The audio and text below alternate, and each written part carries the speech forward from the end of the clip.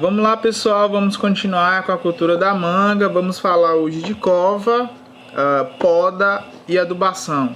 Com relação à cova, as dimensões recomendadas são de 60 por 60 por 60, ou seja, 60 centímetros de profundidade, 60 centímetros de largura e 60 centímetros de comprimento, certo? Sempre fazendo a inversão das camadas. Então aquela camada que é mais superficial, que é mais rica em nutriente, ela vai para a parte final da cova, certo? E a camada subsuperficial, que é menos rica em nutriente, ela passa para a parte superior da cova, certo? É interessante se fazer o uso de adubo orgânico nesse momento, não só pela sua composição química, pela sua contribuição com nutrientes, mas principalmente por ser um condicionador do solo, ou seja, aquela cova que você vai colocar o adubo orgânico, ele vai servir ali no que diz respeito à melhoria na retenção de umidade, certo? A facilitar o crescimento radicular da planta, a melhorar as condições físicas, químicas e biológicas daquela cova, certo? Então se recomenda de 20 a 30 litros de esterco por cova, porque essa variação de 20 a 30 vai depender muito da disponibilidade de esterco na sua região. Se tiver uma boa disponibilidade com um preço interessante, se utiliza-se 20 litros. Caso do contrário, se tiver uma boa disponibilidade, um preço ok, se usa 30 litros. Se não tiver essa boa disponibilidade, um preço estiver muito elevado, se utiliza os 20 litros. Certo? Só lembrando que se for utilizar a cama de frango, você utiliza a metade do recomendado aí, em função da sua excelente qualidade como adubo e condicionador. No caso, também se recomenda a utilização de 250 gramas de calcário. Aí esse calcário você não vai só jogar dentro da cova, certo? Você vai deixar a cova com uma certa umidade e vai jogar calcário nas paredes, nas laterais da cova, certo? Não só na profundidade, vai jogar um pouquinho aqui no fundo e o restante você pode misturar com o esterco para colocar na cova, certo, pessoal? Agora aqui com relação à poda, certo? A poda que nada mais é do que uma orientação do crescimento dos ramos, né? Você vai orientar isso tanto em números, certo? Então o ideal é que a gente chegue a 27 pernadas no final da poda de formação, certo? Na distribuição você vai distribuir ela de forma mais equidistante, mais bem distribuída naquele espaço, certo? E com relação ao tamanho também, que a gente padroniza aí a partir de 40 centímetros cada pernada, certo? Então, por que se fazer essa poda de formação? Para melhorar a iluminação e a aeração, certo? Da copa da planta.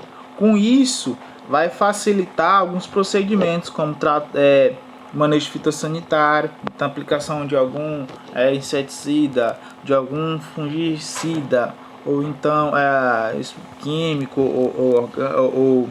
ou não, certo? Isso facilita a aplicação, vai deixar a planta menos vulnerável ao vento, porque vai permitir que aquela massa de ar passe entre os galhos da planta, assim diminuindo a resistência daquela copa à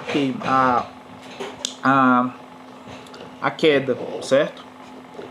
Vai também favorecer uma redução da queima pelo sol, certo? Porque ela vai estar mais bem distribuída a sua folhagem, então vai proteger mais a planta, certo? Vai facilitar práticas como colheita e vai facilitar algumas práticas que favorecem a floração, certo? Como a aplicação de algum indutor floral, enfim. Então todas essas vantagens decorrem de uma poda, certo? Então a primeira poda, né, você vai ter a planta com uma altura de aproximadamente 1 metro, certo? Isso com 6 meses aproximadamente do transplantio, certo? Então você vai pegar ali numa altura de 60 centímetros acima do nó e vai fazer a primeira poda. Só lembrando que toda vez que ocorrer a poda, essa região tem que ser tratada com uma pasta à base de cobre para evitar a ocorrência de fungos, certo? Então, ao realizar esse corte, por uma questão de distribuição hormonal, a planta vai induzir a formação de galhos, certo? Acima desse nó. Então, você vai deixar, após 4 meses desse corte na altura de 60 centímetros, você vai observar que vai ter uma quantidade aqui de galhos acima do corte. Aliás, a inserção dos galhos vai ser abaixo do corte, né? Você fez o corte aqui e começou a surgir esses galhos lateralmente. Então o que você vai fazer? Após 5 meses, você vai retirar esse excesso de galhos, deixando apenas 3 galhos, certo? Então, recapitulando, a planta lá estabelecida, depois de 5 meses do transplantio, você vai fazer um corte de 60 a 80 centímetros de altura, certo? Abaixo, você vai fazer o corte, vai deixar um nó bem abaixo desse corte, que vai induzir a formação de novos galhos, certo? Quando, 5 meses após o corte que você fez lá na altura de 60 a 80 centímetros, você vai fazer uma limpeza e vai deixar apenas 3 ramos, certo? Essa é a primeira poda. Então, mostrando aqui, ó, a poda, deixando apenas os 3 ramos, certo? A segunda poda, aliás, desculpa, essa imagem aqui, gente, ela vem a representar essa situação aqui, ó. Após aquela primeira poda lá de 60 a 80 centímetros, que você deixou 3 ramos, né? Tá aqui os 3 ramos. Você vai fazer uma nova poda, só que essa poda vai ser em cada ramo desse, ó. Você vai cortar cada ramo, deixando cada ramo aqui com a altura de 40 centímetros, certo? Que é o que ocorreu aqui, ó. Cada ramo foi cortado aqui com a altura de 40 centímetros, certo? Com mais ou menos uns 3 meses. Aliás, antes que eu me esqueça, toda vez que ocorrer uma poda dessa, né, se faz uma adubação, certo? Mais à frente eu vou mostrar para vocês. É uma tabela de adubação, certo? Para compensar essa perda de material que foi retirado da planta, certo? Então, após a realização desta poda, 3 meses depois a planta vai estar nesse estado. O que você vai fazer? Você vai deixar para cada ramo desse, certo? Você vai deixar apenas mais 3 ramos, certo? Então a gente partiu de uma planta que você fez o corte no dorsal dela aqui com 5 meses e que ao final dessa poda você deixou ela com 3 ramos, certo? Cada ramo desse vai gerar mais 3 ramos, então você vai partir de 3, né? Vai multiplicar por 3, então você já tem aqui 9 pernadas. 9 pernadas aqui. A ideia é que a gente chegue a 27. Como é que a gente vai chegar a 27? Para cada pernada dessa, você vai novamente fazer uma poda com 40 centímetros para induzir que essa planta venha a formar mais 3 ramos, certo? Aqui a gente já tem 9.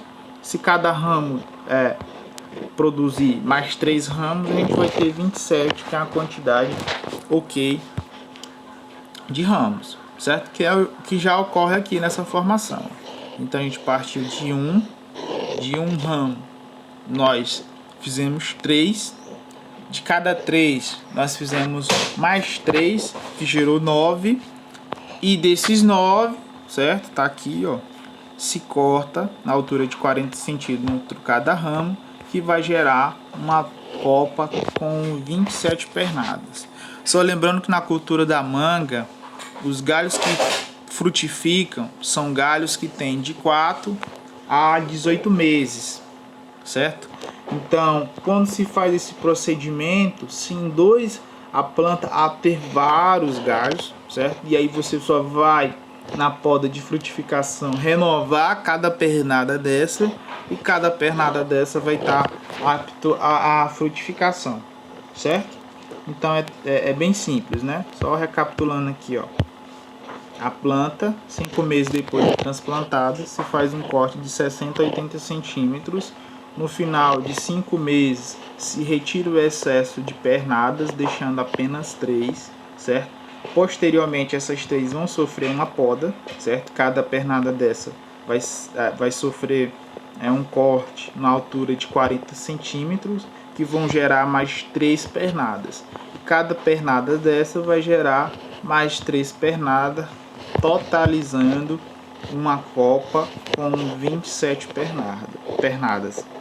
Agora, com relação à adubação, aí nós temos essa adubação de plantio, que ela vai ocorrer durante os 4 primeiros anos, nos quais vai se ficar realizando aquelas podas de formação, certo? Que vão ser divididos. A primeira adubação ela vai corresponder a 30% da adubação, certo? Do primeiro ano. No primeiro ano ainda, com 120 dias, vai fazer mais 30% da adubação. E ainda no primeiro ano, o restante da adubação vai ser feito com 108 dias. Então, só resumindo aqui, são 4 anos de adubação. Dentro de cada ano, você vai fazer um parcelamento da adubação. A gente cansou de fazer isso lá em fertilidade, certo? A gente calculava a quantidade total e depois fazia o parcelamento, certo? O nitrogênio, o valor de nitrogênio é fixo. O valor de fósforo é variável de acordo com o nível de fertilidade do solo, certo? Então nós temos 3 situações, com fósforo baixo, com fósforo médio, com fósforo alto. Da mesma forma com potássio. Então vai ser necessária análise de solo para você escolher qual dessas linhas você vai utilizar na adubação, certo, pessoal? E após os 4 anos se tem a adubação de produção. Essa adubação de produção ela varia para cada coluna dessa, né? Ela varia em função de quê?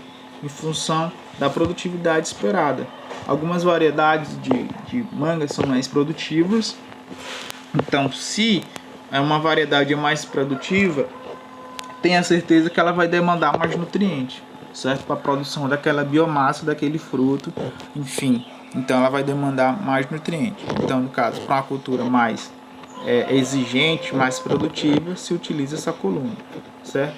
E essas linhas aqui, que são essas faixas de possibilidades, também em função da análise do solo, certo, pessoal? Então, só recapitulando, cova de 60 por 60 por 60, as podas de forma que cada galha venha a produzir mais 3 galhos até chegar a 27 galhas, né, no final de 4 anos, e a adubação fracionada ao longo do ano, certo? E para cada ano uma adubação diferente, e ao final da formação da planta, a partir do 5º ano, vem a adubação de frutificação em função da produtividade relacionada a cultivar, certo, pessoal? Dúvidas podem chamar aí no WhatsApp.